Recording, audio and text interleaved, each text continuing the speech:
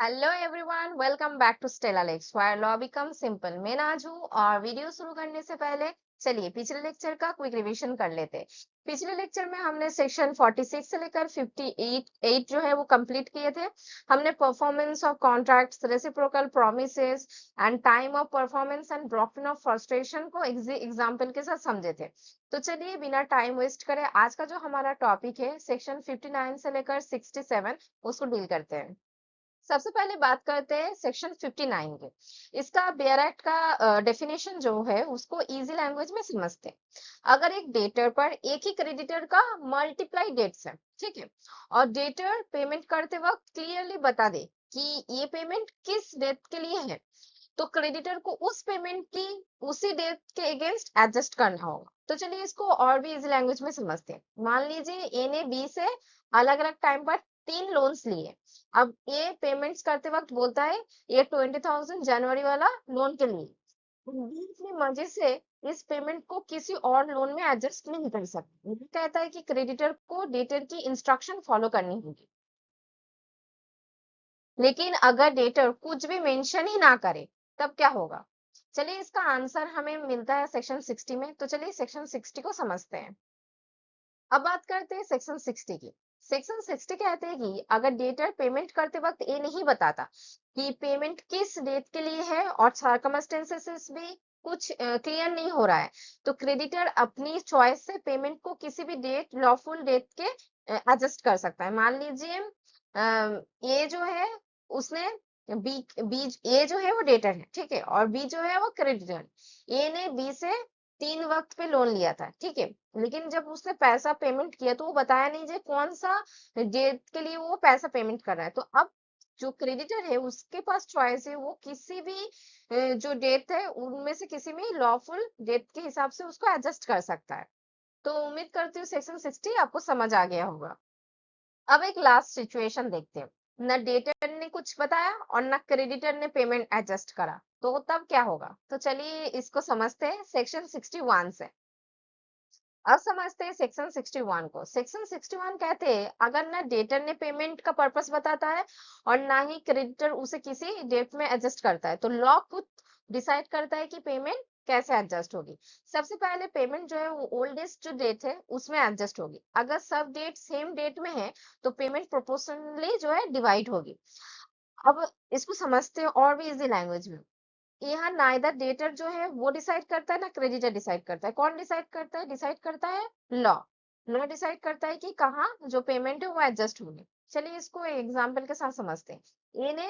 ये जो है वो डेटर है, वो बी जो है वो क्रेडिटर है। उनसे 10,000 2021 में लिया, 20,000 2022 में लिया और 30,000 2023 में लिया, ठीक है।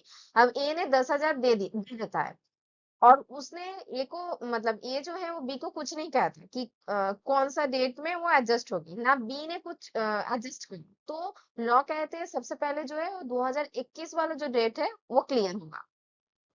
अब तक हमने अप्रोप्रिएशन ऑफ पेमेंट्स का जो है 3 बेसिक रूल समझ लिया। अब हम देखते हैं कि अगर पार्टीज मिलकर कॉन्ट्रैक्ट ही चेंज कर दे या फिर कैंसिल कर देते हैं तो लॉ क्या कहते हैं। चलिए उसको समझते हैं आगे की सेक्शंस में। अब बात करते हैं सेक्शन 62 की। सेक्शन 62 कहते हैं अगर पार्टीज अपनी म्यूचुअल कंसेंट से नया कॉन्ट्रैक्ट कर लेती है या पुराना जो कॉन्ट्रैक्ट है वो कैंसिल कर देती है या फिर उसकी टर्म्स चेंज कर देते, तो ओरिजिनल जो कॉन्ट्रैक्ट है उसको परफॉर्म करना जरूरी नहीं होता। सेक्शन 62 में 3 इंपॉर्टेंट कॉन्सेप्ट है। क्या वो क्या क्या है उसको देखते हैं। पहला है नोवेशन। नोवेशन मतलब पुराना जो कॉन्ट्रैक्ट है उसकी जगह नया कॉन्ट्रैक्ट आ जाता है। दूसरा है रेसेशन। रेसेशन मतलब होता है पार्टीज मिलकर कॉन्ट्रैक्ट ही कैंसिल कर देते हैं। और तीसरा जो है वो ऑल्टरेशन। ऑल्टरेशन मतलब कॉन्ट्रैक्ट की कुछ जो टर्म्स है वो बदल दी जाती है लेकिन कॉन्ट्रैक्ट वही रहती है। अब इसको एक इलास्ट्रेशन के साथ समझते हैं। he agrees to supply 100 chairs to B। बाद में दोनों डिसाइड करता है कि अब 50 टेबल सप्लाई होंगी। जो पुराना कॉन्ट्रैक्ट खत्म हो गया और नया कॉन्ट्रैक्ट अप्लाई हो गया, इसका मतलब ये क्या है? इनोवेशन है। अगर दोनों सिर्फ डिलीवरी डेट बदल करती तो ये ऑल्टरेशन होती। एक बात याद रखना, म्यूचुअल कंसेंट होना बहुत इंपॉर्टेंट होती है सेक्शन 62 को अप्लाई करने के लिए। अब देखते हैं कि अगर क्रेडिटर को डेटर को कंसेशन दे दे तो लॉ क्या कहते हैं। चलिए उसको समझते हैं सेक्शन 63 के मदद से।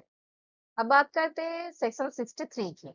सेक्शन 63 कहते हैं प्रॉमिसी जो है वो चाहे तो परफॉर्मेंस को पूरी तरह माफ कर सकता है, पार्ट पेमेंट एक्सेप्ट कर सकता है या परफॉर्मेंस को टाइम एक्सटेंड कर सकता है। परफॉर्मेंस का जो टाइम है वो एक्सटेंड कर सकता है।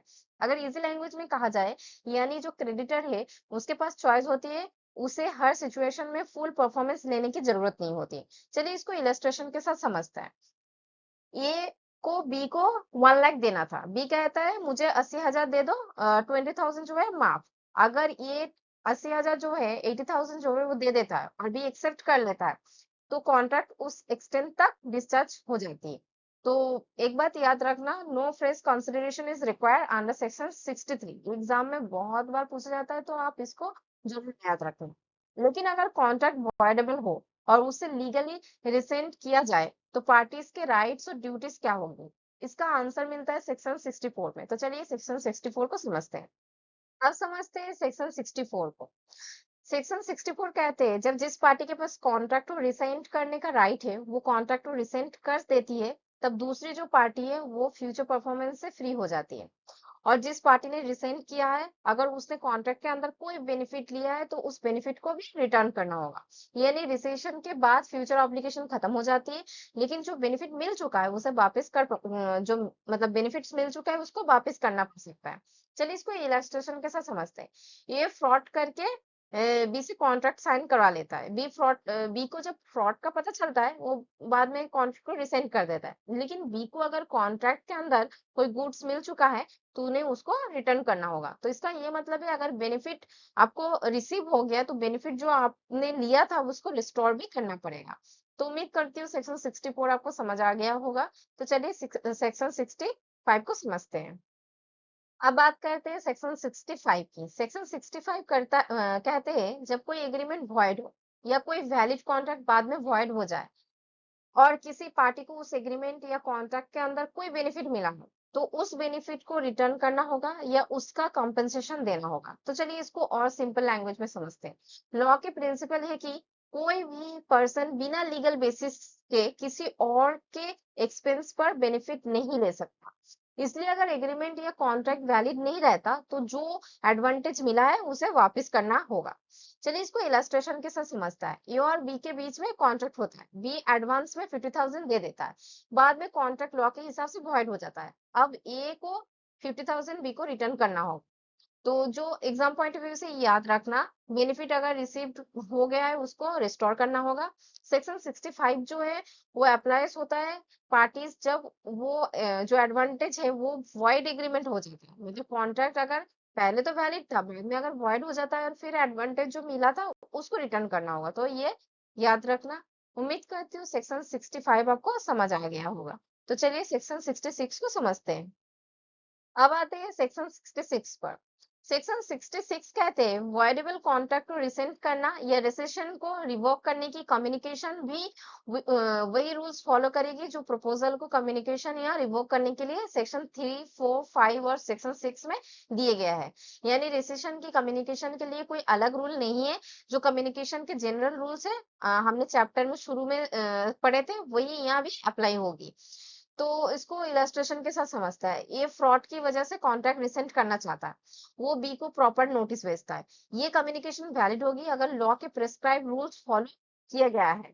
तो एग्जाम पॉइंट ऑफ व्यू से ये याद रखना, सेक्शन 66 लिंक करता है किससे, सेक्शन 3 से 6 तक। ये कॉन्सेप्चुअल क्वेश्चन एग्जाम में पूछा जाता है। तो उम्मीद करती हूँ आपका जो सेक्शन 66 है आपको अच्छे से समझ आ गया होगा। तो चलिए सेक्शन 67 को समझते हैं। अब बात करते हैं आज का जो हमारा लेक्चर का लास्ट सेक्शन है, सेक्शन 67, उसके बारे में।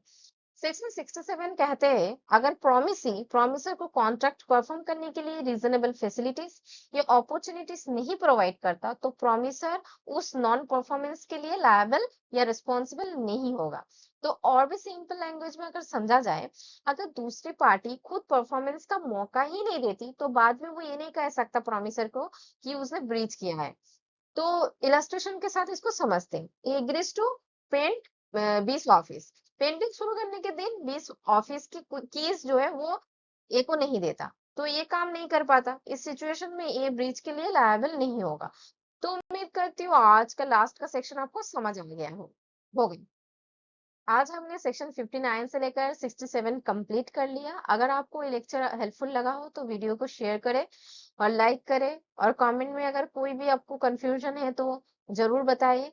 और स्टेलरएक्स को सब्सक्राइब करना ना भूलें। नेक्स्ट लेक्चर में हम सेक्शन 68 से लेकर 72 को डील करेंगे, जो कि क्वासी कॉन्ट्रैक्ट्स के बारे में बात करते हैं। Thank you for watching. See you in the next lecture.